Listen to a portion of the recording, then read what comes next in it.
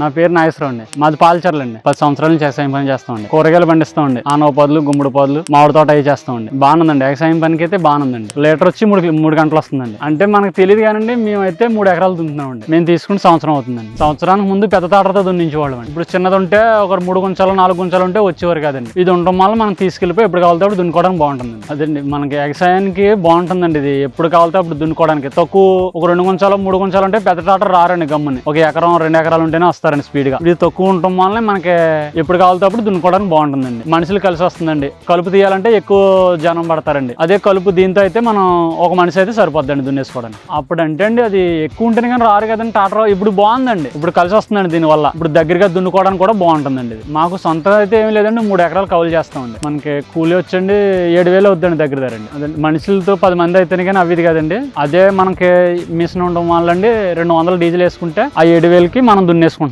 అండి. దీనికి అటాచ్మెంట్ అండి బోదండి, లాటావేటర్ సెట్ అండి. వ్యవసాయం పని చేయడం బాగుంటుందని తీసుకోవాలనిపించిందండి. చూసామండి దున్నడం వేరే చోట, అది చూసి బాగుందని చెప్పి తీసుకున్నామండి. అంటే మామూలు బయట చూడటమేనండి, అది చూసే అది తీసుకున్నామండి. ఇంజిన్ అది అన్ని బాగున్నాయండి. 3 అడుగులండి లోతు అయితే 4 అంగుళాలు 5 అంగుళాలు. మాకైతే బాగుందండి. ఇప్పుడు మనం దున్నేటప్పుడు కూడా వచ్చి చూస్తారండి, చూసారండి ఆల్రెడీ. అలా చూసిన వాళ్ళకి వ్యవసాయం ఎక్కువ ఉందంటే అలా తీసుకుంటారండి. బాగుందండి, తీసుకొచ్చని చెప్తామండి. వ్యవసాయం పనికి బాగుంటుందని చెప్తామండి.